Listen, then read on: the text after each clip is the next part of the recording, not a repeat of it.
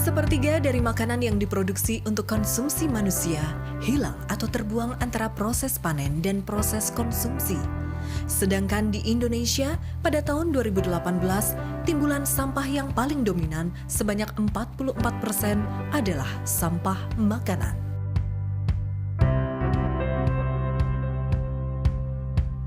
Sebagai negara yang turut serta menyepakati agenda pembangunan global, Indonesia telah berkomitmen untuk mengimplementasikan tujuan pembangunan berkelanjutan. Salah satunya adalah konsumsi dan produksi yang bertanggung jawab. Dalam RPJMN 2020-2024, pembangunan rendah karbon memprioritaskan implementasi penanganan limbah dan ekonomi sirkular untuk mencapai tujuan tersebut. Namun, pada tahun 2017, The Economist Intelligence Unit menyatakan bahwa Indonesia adalah penghasil food loss and waste kedua terbesar di dunia. Pada tahun 2020, Kementerian PPN Bappenas bersama dengan World Resources Institute dan Waste for Change didukung oleh UK FCDO melaksanakan kajian food loss and waste yang bertujuan untuk mengetahui data dasar atau baseline dan proyeksi food loss and waste di Indonesia. Di samping itu, juga untuk mengidentifikasi strategi pengelolaan food loss and waste untuk mendukung implementasi pembangunan rendah karbon dan ekonomi sirkular. Kajian ini terdiri dari 4 fase yang dilakukan selama 8 bulan. Data dikumpulkan dari stakeholder meeting, wawancara ahli dan praktisi, survei pengukuran timbulan sampah makanan, serta survei kuesioner. Dalam kajian ini, yang dimaksud food loss adalah hilangnya sejumlah pangan pada tahapan produksi, pasca panen dan penyimpanan, serta pemrosesan dan pengemasan. Food waste adalah pangan yang dibuang pada tahap distribusi dan retail serta konsumsi. Dari hasil kajian, food loss and waste di Indonesia selama 20 tahun berada di rentang 23 sampai 48 juta ton per tahun atau setara dengan 115 sampai 184 kilogram per kapita per tahun. Kerugian ekonomi akibat food loss and waste selama 20 tahun terakhir setara dengan 4-5% produk domestik bruto Indonesia, yaitu sekitar 213 hingga 551 triliun rupiah per tahun. Dari 11 jenis pangan yang ada, sayur-sayuran menjadi pangan yang pengelolaannya paling tidak efisien. Sementara padi-padian adalah pangan yang menimbulkan kerugian ekonomi paling besar. Dalam 20 tahun terakhir, kandungan energi yang hilang dari food loss and waste setara dengan porsi makanan 61 sampai 125 juta orang per tahun.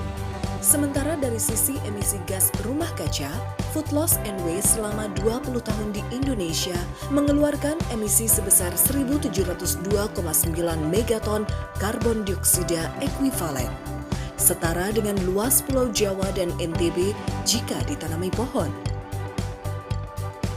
Dari hasil studi, ditemukan terdapat berbagai faktor penyebab food loss and waste. 3 penyebab utama yaitu kurangnya implementasi good handling practice, kualitas ruang penyimpanan yang kurang optimal, dan kelebihan porsi serta perilaku konsumen. Hasil kajian juga membuktikan terdapat tren peningkatan food loss and waste setiap tahunnya dengan rata-rata peningkatan sebesar 3,19% per tahun. Sangat penting bagi kita untuk segera menerapkan strategi pengelolaan food loss and waste di Indonesia. Berdasarkan hasil kajian, dirumuskan 5 arah kebijakan strategi pengelolaan food loss and waste di Indonesia. Yang pertama, perubahan perilaku. Pembenahan penunjang sistem pangan. Penguatan regulasi dan optimalisasi pendanaan. Pemanfaatan food loss and waste. Dan pengembangan kajian dan pendataan food loss and waste. Strategi ini diharapkan untuk dapat diterapkan dalam 25 tahun ke depan hingga 2045. Perilaku kita dalam menghabiskan makanan akan sangat berpengaruh mengurangi dampak food loss and waste. Mari lebih bertanggung jawab terhadap konsumsi dan produksi makanan untuk masa depan Indonesia yang lebih lestari, sehat, dan rendah karbon.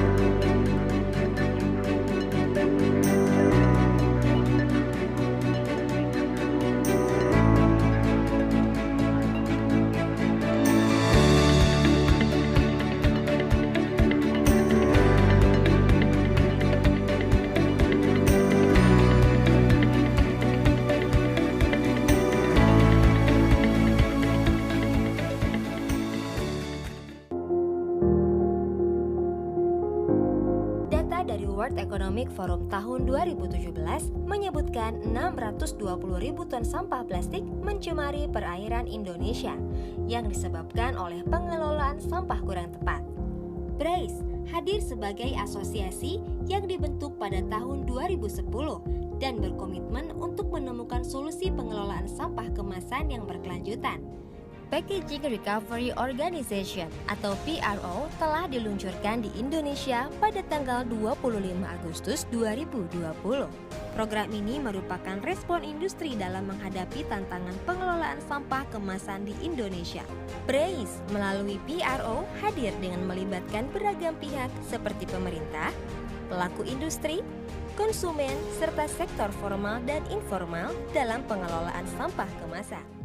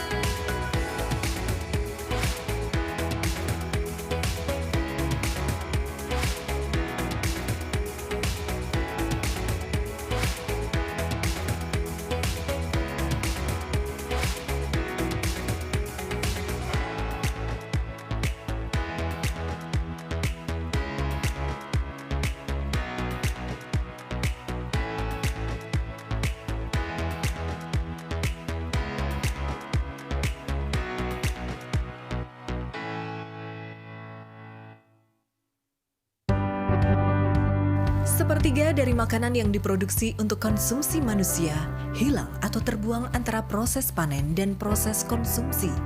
Sedangkan di Indonesia, pada tahun 2018, timbulan sampah yang paling dominan sebanyak 44% adalah sampah makanan.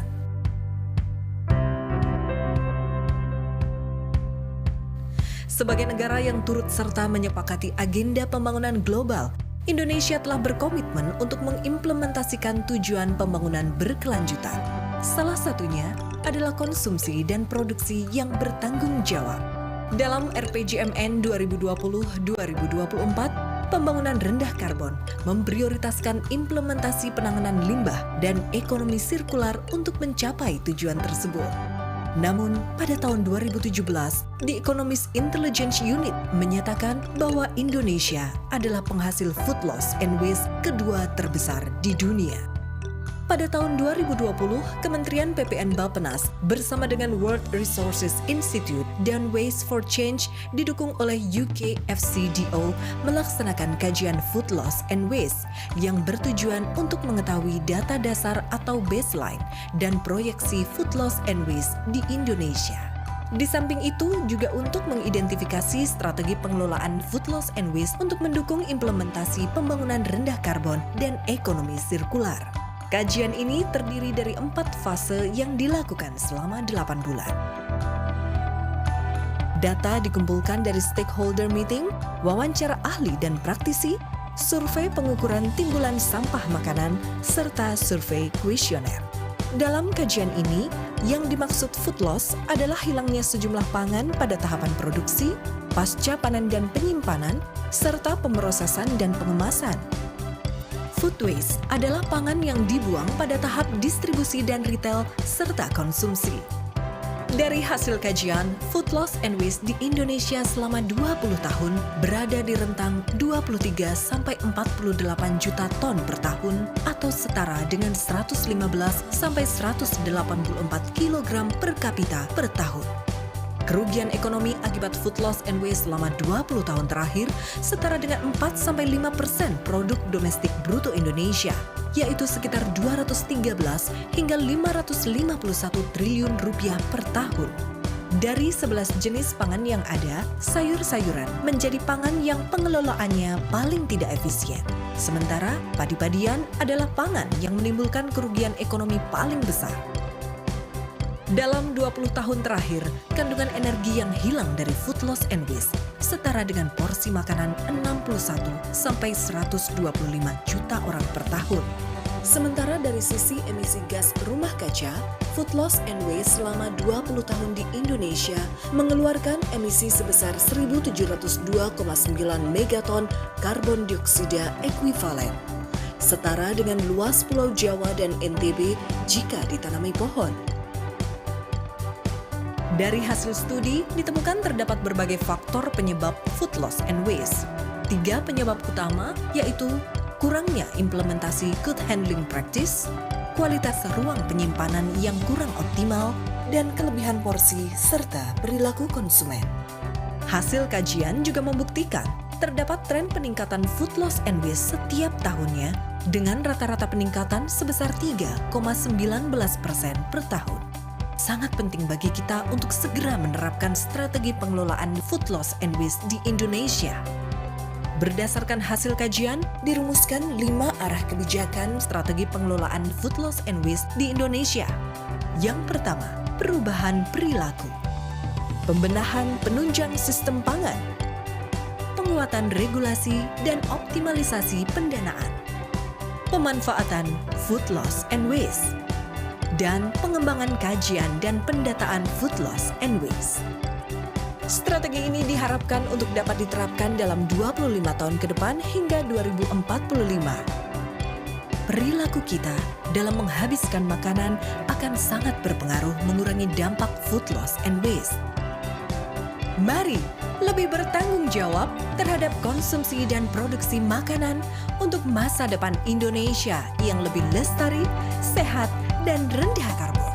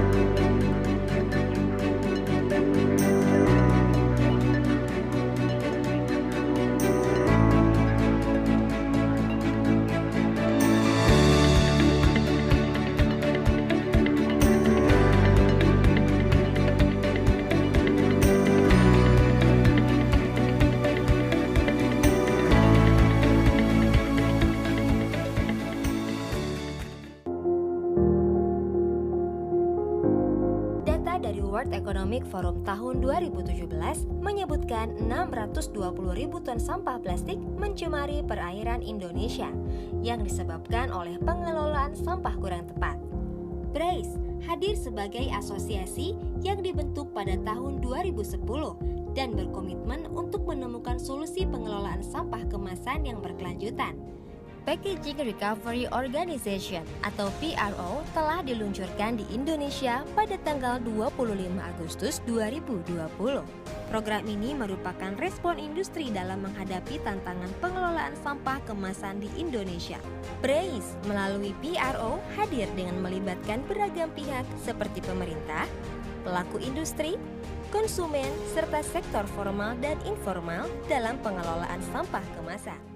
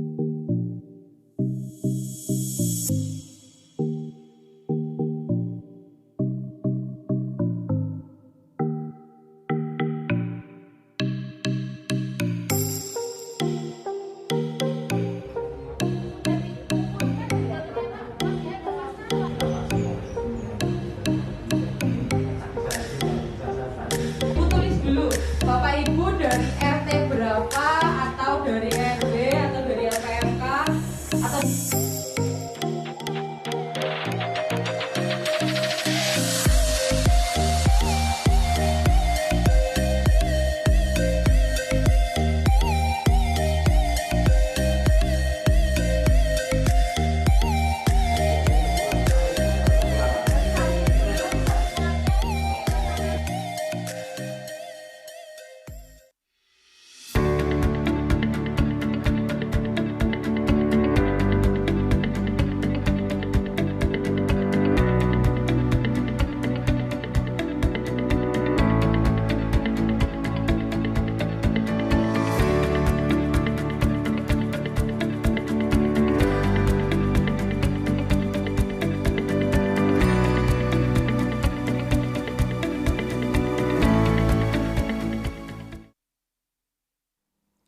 Panduan penggunaan Zoom dan bagaimana cara menggunakan fitur penerjemahan di dalam Zoom.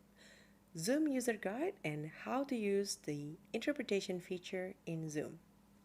Izinkan kami dari Virtual Event Organizer Bahasa Global untuk memberikan panduan singkat.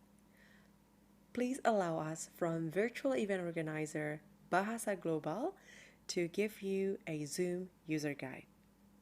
Bapak Ibu sekalian, mohon dapat memperhatikan panduan dan pengaturan dalam Zoom webinar kali ini. Paling penting untuk Bapak Ibu dapat memastikan telah mengunduh dan menggunakan aplikasi Zoom versi terkini supaya fitur interpretation atau penerjemahan dapat tersedia dengan baik di aplikasi Zoom Bapak Ibu. Ladies and gentlemen, kindly be mindful of the house rules during this Zoom webinar. And most importantly, in order for this interpretation feature to be available in your devices, please make sure that you are using the updated Zoom application.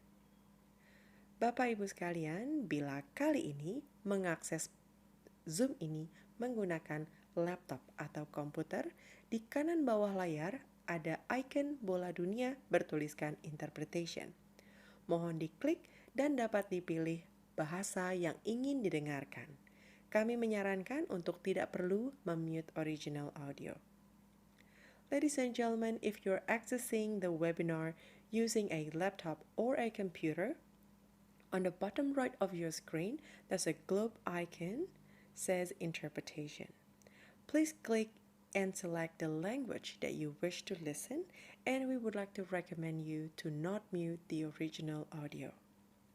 Bapak Ibu yang menggunakan handphone atau mobile phone, penerjemahan juga tersedia. Di layar utama aplikasi Zoom, di kanan bawah ada 3 titik. Mohon diklik dan dipilih Language Interpretation. Silakan dipilih bahasa yang ingin didengarkan dan terakhir klik Done di kanan atas layar untuk mengaktifasi layanan. If you are accessing the webinar today using a mobile phone, the interpretation feature is also available.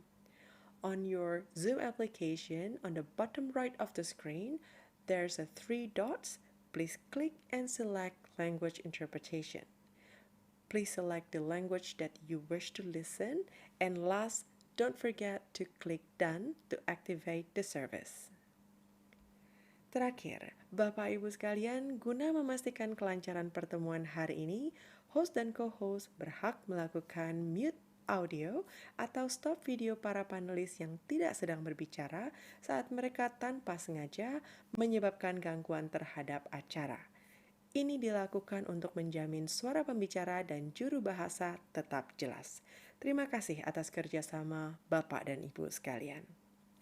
Ladies and gentlemen, please note that to ensure the smooth running of today's meeting, the host and co-host reserve the right to force mute the audio or turn off the videos of panelists who are not speaking that may be unintentionally causing disruption to the meeting. This is to ensure that the audio of the speaker and the interpreter remains clear at all times. We thank you for your cooperation in this matter. Have a productive webinar. Terima kasih. Hello everyone, welcome to the third or the last day of the Indonesia Circular Economy Forum, or ICEF, a platform that continues to bring together all decision makers from governments, private sectors, as well as environmental issue enthusiasts. I'm Amelia, I'm a news anchor for CNN Indonesia, and I'm so incredibly honored and so very proud to be here, to be a part of this beautiful day and very important forum, especially with a crowd of your caliber. So everyone, yesterday we have discussed an array of topics ranging from green procurement and green supply chain, as well as COVID-19's resilience through circular economy. Both have helped enterprises economically as well as line its environmental impacts and helped organizations improve their efficiency and also gain competitive advantage. And from what I recollect to add, speakers also emphasize the need for all of us to focus on the importance to learn from this COVID-19 crisis and build back better for the future. And today we have many more topics to get into. This great and very much anticipated webinar is streamed via YouTube channel Greeneration Foundation. It is also organized by Greeneration Foundation. We are indeed very proud to say that the fourth ICEF is successfully held because of the endless support from our great strategic partners. For the Ministry of National Development Planning, the EU-German co-finance projects Rethinking Plastics, Circular Economy Solutions to Marine Litter, as well as IPRO Praise, the Embassy of Denmark in Indonesia, and Waste for Change, IATL-ITB or IATL-ITB, as well as Blue Economy Foundation, Most Valued Business Indonesia and Indonesia Global Compact Network, and PT Napindo. We thank all of you for your contribution, assistance, as well as contribution. And we're also supported by our project partners, namely the Ministry of Law and Human Rights of Indonesia, Frederick Newman Foundation for Freedom Indonesia, and and the Hungarian Embassy in Indonesia, Danau Indonesia, Umbra Law Firm, Lensing, and UNDP Indonesia. We are also partnering for green growth and the Global Goals 2030, Cyclus Refill, Ecosystem Venture Builder, ITB Alumni Association, Climate Institute, and Landscape Indonesia. And also Smart Indonesia Initiative Association and Indonesia NPAP. Ladies and gentlemen, the fourth ICEF is also part of the 2021 World Circular Economy Forum series of events. And lastly, we'd like to thank our media partners, Aksi Kita Indonesia by BBC Media Action, jabarnews.com, Katadata, and greeners.co for supporting the fourth ICEF. Ladies and gentlemen, on behalf of our great hosts, organizers, and sponsors, we'd like to sincerely extend our profound gratitude and thanks to everyone for your participation and for your attendance here today. Without your support, this forum would not be possible. So without further ado, let us start the day with a keynote speech from the Minister of Industry, His Excellency Pak Agus Gumiwang Kartasasmita. His Excellency will be represented by Pak Dodi Rahadi, the Head of Industry Research and Development Agency of the Ministry of Industry. Pak Dodi is the head of Industry Services Standardization and Policy Agency. He's also the head of Research and Industry Development. In June 2019 until May 2020, just last year, he was the General Director of Resilience, Territorial and International Industrial Access. He became an engineer from the Institute Technology of Bandung and continued his studies in the same institute in Bandung and got his doctorate in management in 2017 from the University of Pajajaran. Pak Dodi, we're so happy to have you here. The floor is yours.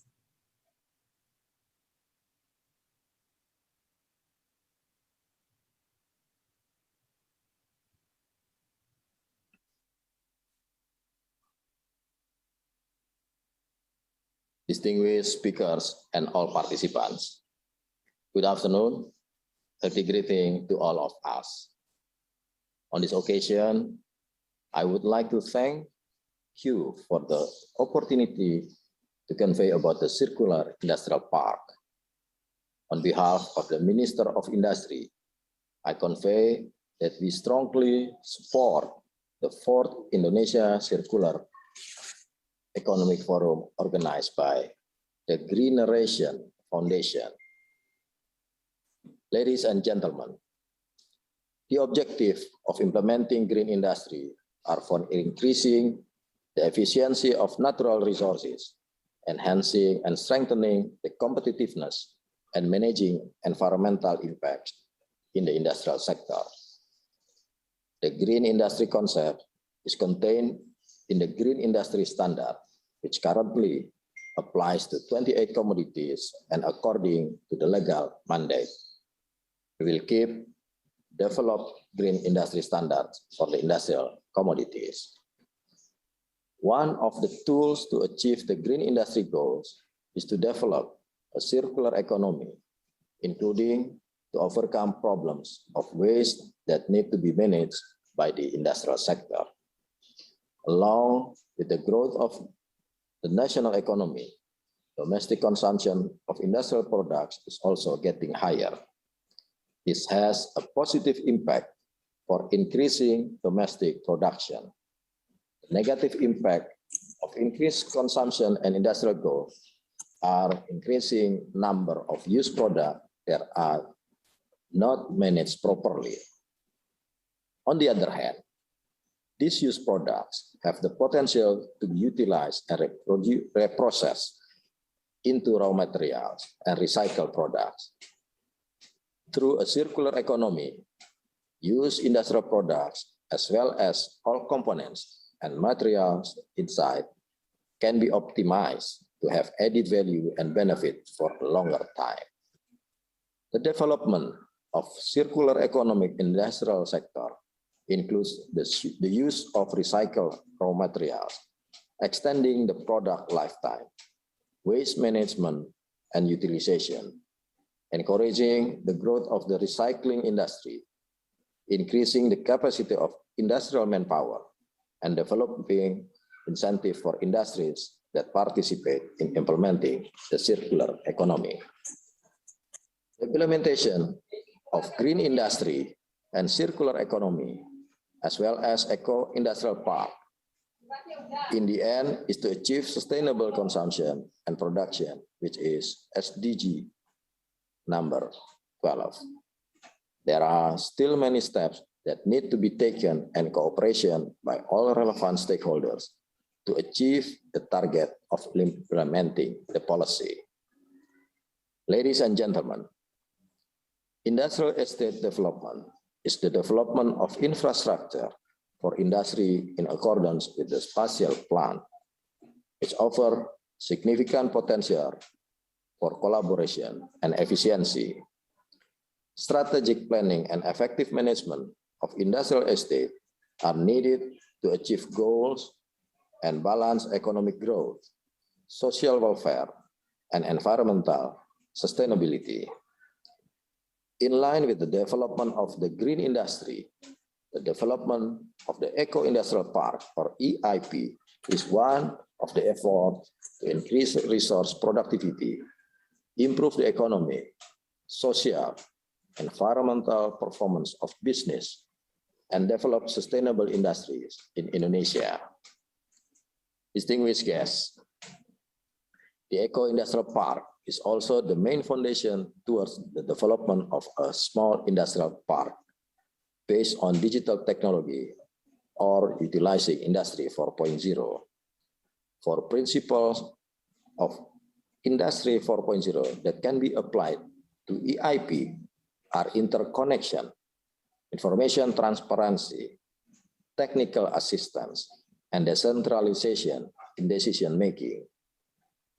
In the Eco-Industrial Park, sustainability is achieved through the integration of social, economic, and environmental quality aspect into the site determination, planning, operation, management of an industry.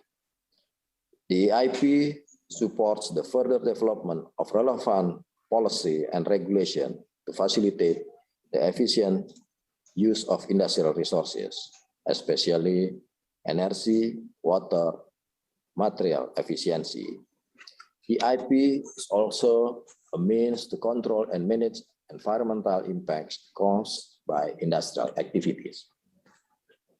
Distinguished guests, based on the distribution of industrial estate in Indonesia, the potential for the development of circular industrial park certainly requires further studies to identify the potential for symbiosis between industry within the industrial area, the potential for symbiosis between industrial areas, and the symbiosis between the industrial area and the surrounding community.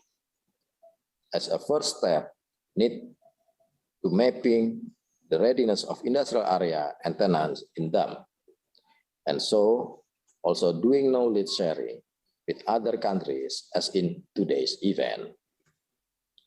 Distinguished guests, finally, I hope this event can run well and contribute to strengthening economic and industrial development in Indonesia.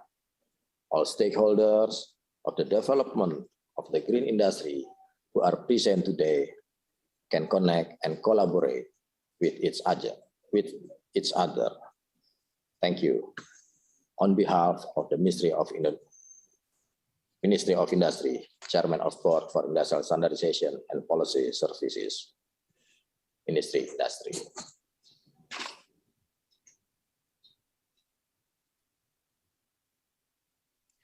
Thank you very much, Pak Dodi. And next, please also allow me to welcome the Ambassador of Denmark to Indonesia, His Excellency Mr. Lars Bo Larsen. Ladies and gentlemen, Mr. Larsen is the Ambassador of Denmark to Indonesia and also Papua New Guinea, Timor-Leste, and ASEAN.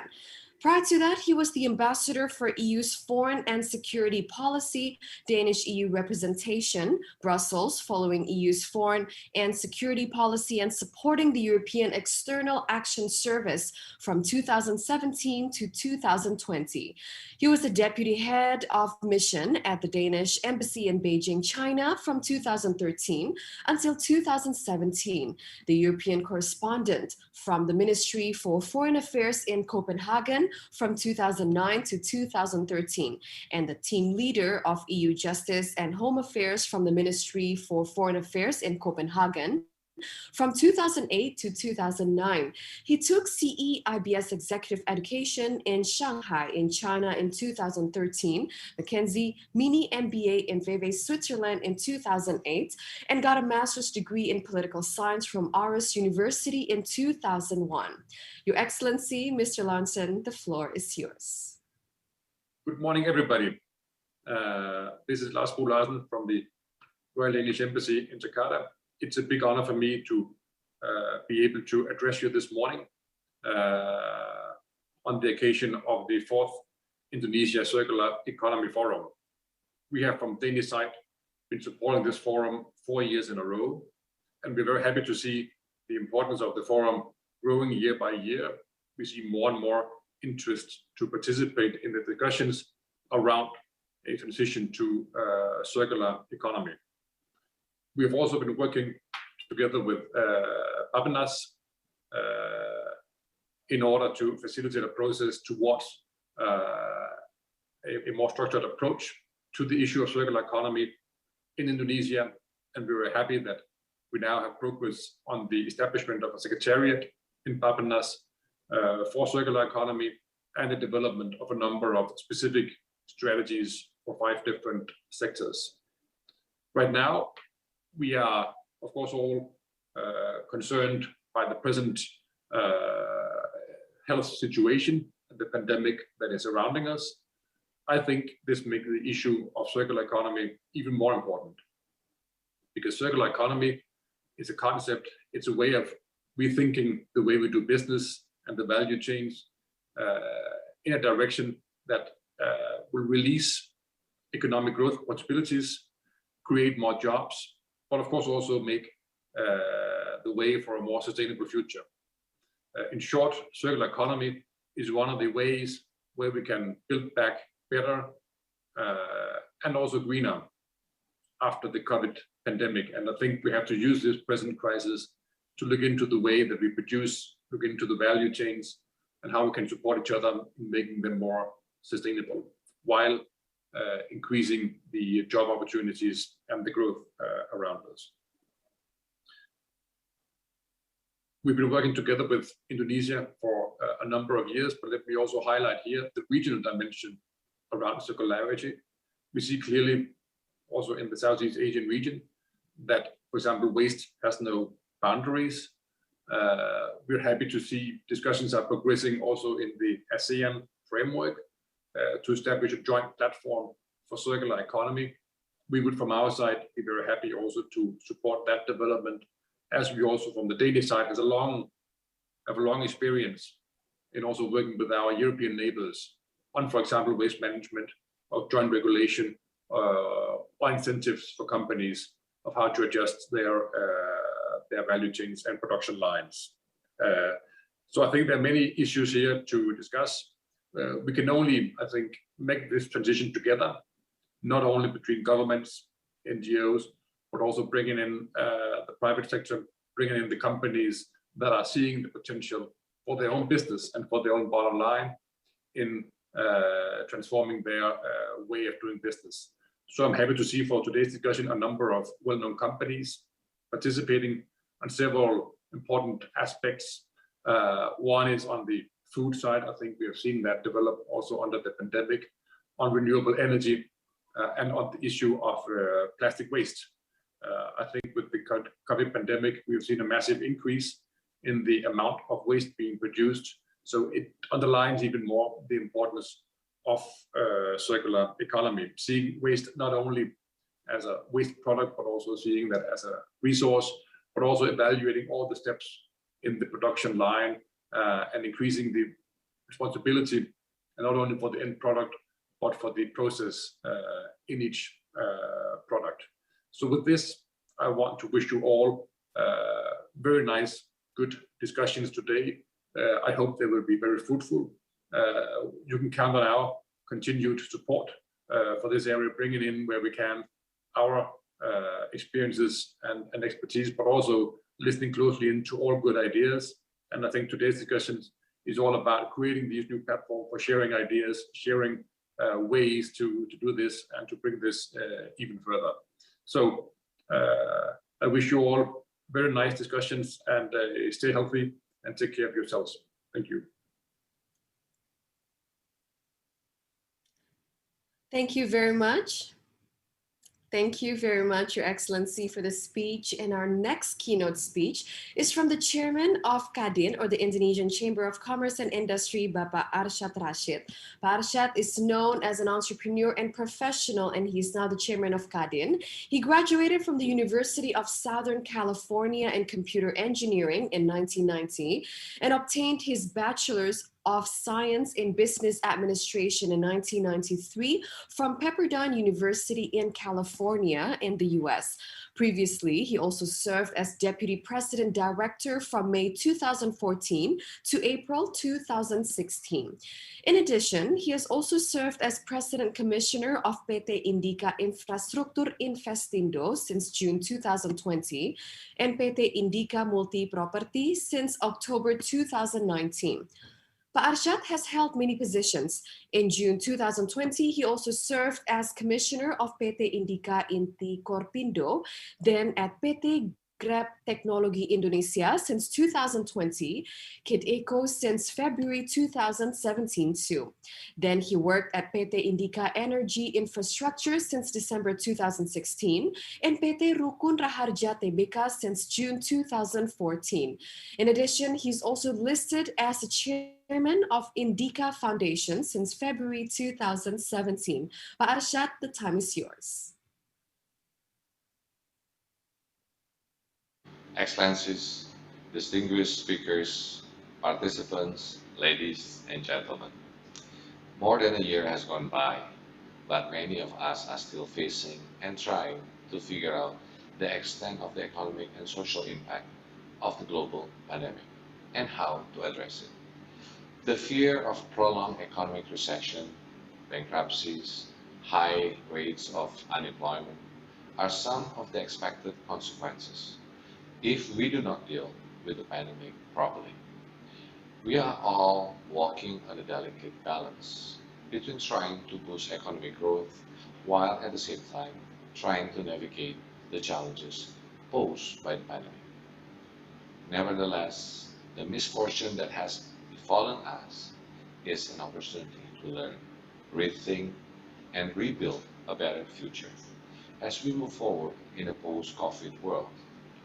The nature-to-human relationship of the COVID-19 pandemics reminds us of taking into account of unfinished crises with equally deadly and destructive impact, such as the climate crisis and the pollution and waste crisis. It is clear that we all have to do our part and work together to make the changes that we need. And we need to do it now, before it is too late. A part that all of us can do to provoke changes that is tangible to embrace the circular economy principles. In Indonesia, this principle have been applied in some industries and has been picking up steam. A joint study by UNDP and the Ministry of National Development Planning of Indonesia stated that fully adopting the circular economic opportunities could be a key component of the economic recovery. Strengthen the economy, create jobs, lower household costs, and preserve environment. In 2030, Indonesia GDP could increase by 42 to 45 billion US dollars. 44 million jobs created, and with more than half could be for women. CO2 emission and water use reduced by 126 million tons, and 6.3 billion cubic meters. An average Indonesian household could save an extra 9% in their annual expenditure. To achieve those targets requires activating downstream as well as upstream solutions in the circular economy that provide incentive for developing, reusing, and reducing models. The Indonesian Chamber of Commerce and Industries, or KADIN, has a strategic role in driving the changes and creating a positive momentum towards a greener, sustainable, and resilient economy. We are happy to say that a number of Indonesian companies are already stepping up to the plate and actively increasing its focus on circularity and renewable energy. But need to be more need to be done. First, we need to strengthen collaborative and inclusive approach. We need to take a look at more collaboration between businesses at regional and national level, which are part of CARIN's membership, and together with the government. Considering massive challenges that we are facing, we no longer depend on business as usual. We need to avoid working in silos and start working in synergies. The collaborative and inclusive approach is particularly important in creating awareness and mutual understanding that circular economy is not just an environmental issue, but simply makes social economic sense while being greener and more sustainable. Second, innovation must be enhanced. In addition to the collaborative and inclusive approach, new ways of problem solving, innovative solutions, and digital tools, as well as cultivating the innovation ecosystem, is also required in scaling up the transition process towards a circular economy. Embracing digitalization for collaboration, innovation, and education is the best way to increase the adoption and the impact of sustainable lifestyle. Canin will play its part in providing technical assistance, know-how, capacity building programs, and educational initiatives to its membership. Third, it is vital to support business and service models contributing to the circular economy. At the downstream, support is needed to incentivize circular businesses and business processes, reverse logistics and feedback loops to reuse, refurbish, and remanufacture. At the upstream, it will be equally important to develop alternatives to primary raw materials and promote the use of recycled materials, as well as circular design for products that last longer and are easier to repair and recycle. In this regards, implementing the right policies and incentives, as well as established infrastructures, are important for business to thrive in the circular economy environment. Lastly, representing the business sector, Kadin plays a significant role in educating and driving consumer appetite for circular economy products and responsible consumption patterns. It is part of our responsibility through innovation to make sustainable lifestyle possible, aspirational, affordable, and accessible. Thank you very much for your kind attention. Stay healthy and stay safe. Thank you very much, Parshad. And our next keynote speaker is the General Partner of AC Ventures, Pak Pandu Panji Shahrir. He earned a BA degree from the University of Chicago in the US and Masters of Business Administration from Stanford Graduate School of Business. Concurrently, he also serves as the Commissioner of Indonesia Stock Exchange IDX since 2020, the Director of PT Toba Bara Sejahtera Tbk, Managing Partner of Indies Capital Partners, and Chairman of C Group Indonesia, as well as Board Member of PT Aplikasi Karya Anak Bangsa Gojek, and as a Chairman too of the company's Nomination and Remuneration Committee. Let's welcome Pak Pandu Panji Shahrir.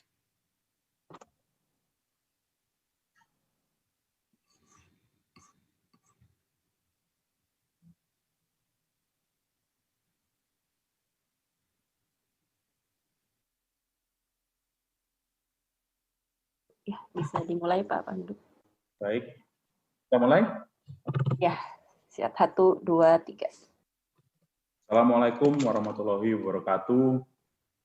Salam sehat dan salam sejahtera semua. To the Honorable Mr. Agung Gumiwang Kartosasmita, the Minister of Industry for the Republic of Indonesia, the Honorable Mr. Lars Bo Larsen, Ambassador of Denmark to Indonesia, the Honorable Mr. Arshad Rashid, the Chairman of the Chamber of Commerce and Industry, honorable panelists, ladies and gentlemen, good morning. I'm very pleased to be here today to open the 4th Indonesia Circular Economy Forum. I would like to begin by thanking the Green Narration Foundation for hosting this important event and also for inviting me to attend this forum. As we learn that during the pandemic that is not over yet, technology adoption in the middle of Indonesian society is significantly increasing. I believe that we all can feel in all of the institution, in any sector that we have, as well as all the market players. In the investment sector, we can see that many young Indonesians use technology to have an easy access to learn about investment, how to be a new investor in the Indonesian Stock Exchange. Recently, the total of single investor identification, or SID, has reached 5.3 million, and 3/4 is dominated by millennial retail investors. That number is predicted to continue growing until the end of the year. It's because of the enthusiasm of investors that even IPO of the first unicorn company, Bukalapak, this August, have had tremendous enthusiasm by retail investors. This will open the path for other large technology-led companies to list in the market.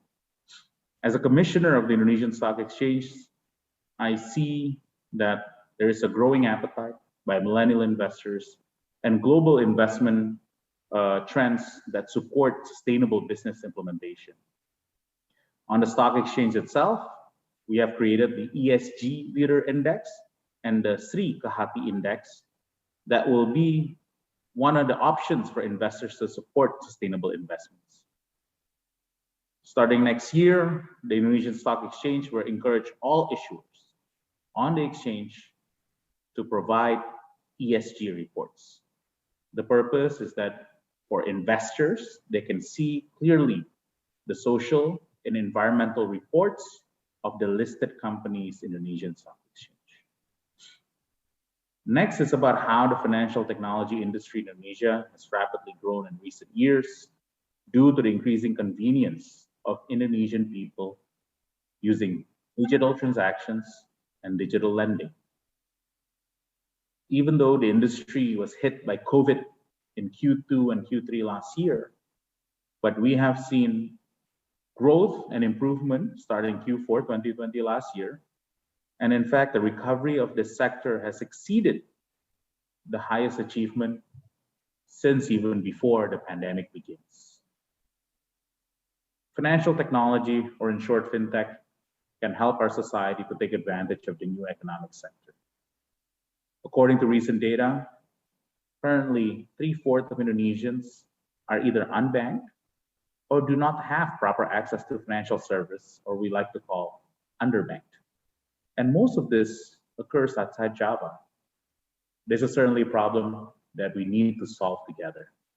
With technology, I believe fintech would reach a wider area and at the end bring tremendous benefit to society. Services such as digital lending to UMKM or MSMEs to develop its business, conduct digital buying and selling transactions, recording transactions, and many more will bring great benefit to Indonesia. In closing, I believe that this pandemic teaches us about the importance of sustainable business for the environment and to each other as a community. I believe the use of technology can help us to achieve this at a short period of time. Once again, thank you for the invitation. Hopefully, all the things being discussed at the 4th Indonesian Circular Economy Forum today can be implemented for the benefit of all the existing stakeholders. Again, thank you to everyone, and I wish you all great success. Thank you very much, Pak Pandu. And ladies and gentlemen, next we invite you to enjoy our thematic session, especially curated for our participants, for all of you. Our thematic session is based on the strategic focus area of circular economy implementation, as well as further developed to meet circular economy needs in Indonesia. And later, there'll be a total of 9 thematic sessions in the 4th ICEF, and all of the sessions are co-hosted by ICEF partners. And so today, during day 3 of our forum, our topics are green infrastructure financing and circular economy, education in waste management and circular economy, and last but not least, we also have sustainable lifestyle. And to join, you simply have to log into annualforum.indonesiacef.id and click thematic session. Please choose the topic that you would like to watch on this page. You can only watch a thematic session that is available on the current day. So day 3 as the based on the topics that I've mentioned before. And or you can just click or enter Zoom meeting to get more experience by filling your informations out. We would also like to once again remind everyone to please view our press release at the link provided, http://bit.ly press release ICF4. We have written and presented it to you, our press link, on the chat column that is located at just below your screens. And through that, you could just click away. The thematic sessions will be followed later by lunch at noon.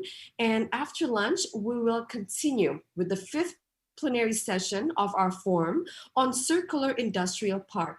So everyone, let's get productive and we'll see you later. Thank you very much.